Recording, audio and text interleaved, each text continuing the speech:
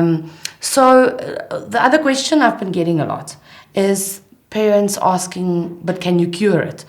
There's no cure for what they have, but what we can do is we can make their daily lives more manageable for them. And that's why I'm saying it's amazing. That's the beauty then of working on the reflexes. Exactly. You can have them have a more relaxed day instead of just being in that fight and flight reaction all the time, having to stress about what's going to happen next, what they need to do. They need to sit still. They need to look at the teacher. They need to do this. They need to do that. All these stresses becomes more manageable for them. So in the end, they can just...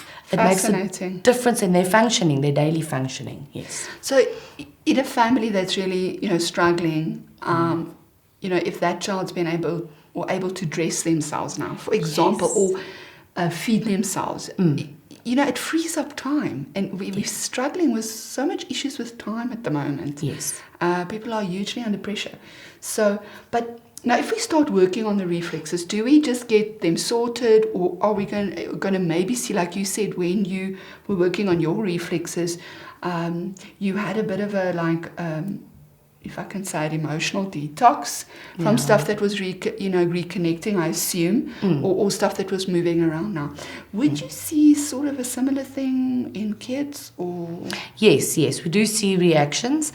Usually when I see a terrible two-like reaction, when they get they get defiant, and they get a little bit more aggressive, or they don't want to take part in things. They don't want to participate anymore, and they really got this terrible twos, like, I'm not doing this, don't want to do this, no.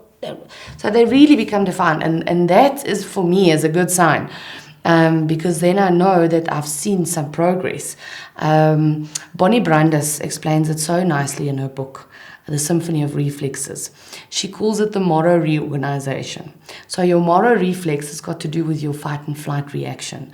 So when you are making all these new connections for the child in the brain, by working on these reflexes, you're forming new connections. So this brain is going through the stage of, but what's happening to me? What is going on here? So I need to do something. So usually, because it's unfamiliar to the brain, because it's used those old pathways for such a long time, now you're getting this new pathway, and now the brain also is like, what's going on here? What's happening? So it goes in a little bit of a fight and flight reaction to just until it's used to all these new connections and the new ways of thinking and doing. So yes, we do get the fight and flight type of reaction, but it's a more like a terrible two type reaction, just defiant and But it passes quickly though. Yeah.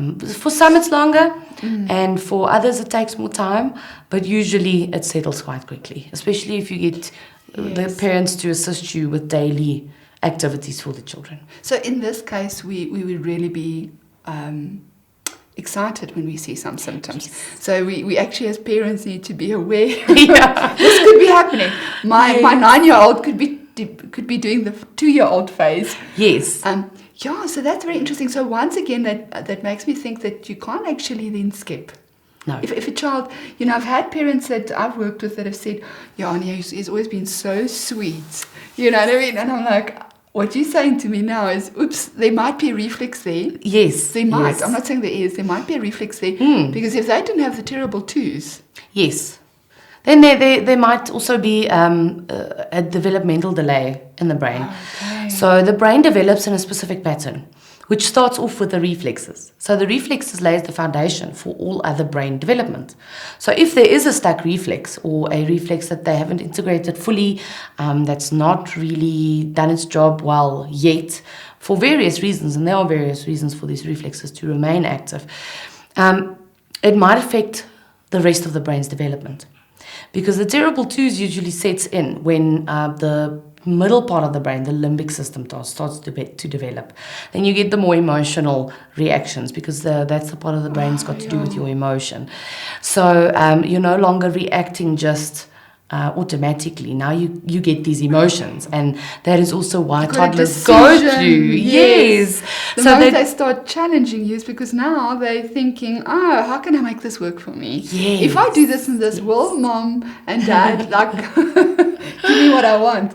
Oh, yeah, that's so very it's interesting. quite interesting. And then usually we see the terrible two type behavior between 2 and 4 years of age. And then, so if they do skip it, if they don't have the terrible twos between 2 and 4, then usually we have a look and see if there's no area of development in the brain that was missed for some reason. So we try to assist where we can. And usually if you dig, it's a reflex that's causing this. Interesting. What's so interesting to me that you've mentioned is that you're already an adult. You know what I mean? There's something in I guess, in a person's brain. It's like, oh, if you're talking about baby reflexes, that must be while you're during your baby phase. How can you... So what is happening? Say, for example, we get a child that's fine when they're younger, but now they hit high school and we're getting issues. Or maybe university, or us as parents already. Now we're struggling all of a sudden with anxiety and whatever. Is it possible that could still be then a reflex? Yes, definitely. Most cases, like I said, it is. I've had a 13-year-old autistic boy that we've been working on his reflexes, and out of the blue, he just decided one of his afternoons that was supposed to be I was supposed to have a session with him. He was just sitting in the car. At 13? At 13. Like a toddler, I'm not getting out the car. I don't want to go inside. Don't want to do my session. He was just very defiant. And the mom just stood outside the car. She threw up her hands and she started laughing. It's like, I don't know what's going on with him. Usually he loves coming inside.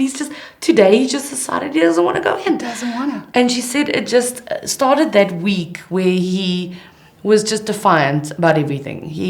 If she asked him if he wants to eat a certain thing, he'd say no. Doesn't want it. Yeah, he wants something else. And if she gives him that, he also doesn't want that. Now he wants something else again. So he was just... That is so typical 2-year-old. Yes. Oh, my word, yes. So he was acting like a real 2-year-old. And it was actually quite amazing to see this 13-year-old tall boy go through this terrible 2-type behavior.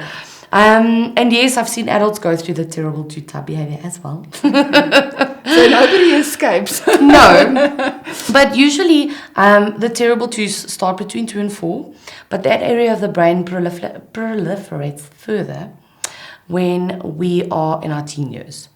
It develops further, yes. So that's why we might get in like an aggravated situation with our teenagers. Yes, and that's why... And that's why when they are teenagers, if they then present with the terrible 2-type reaction, it's usually exaggerated.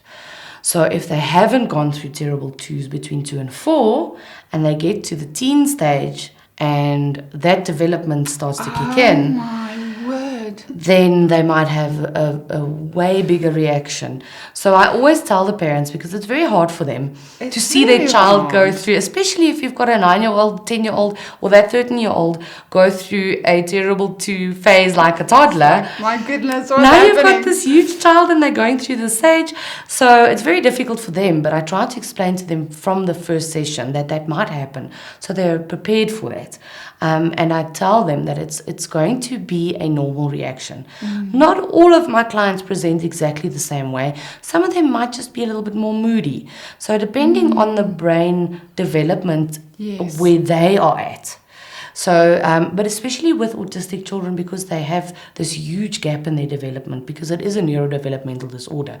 So because they've got this huge gap in development, if we catch up this huge gap and we're making all these new connections, then they might have a bigger reaction than a normal or another person not being autistic.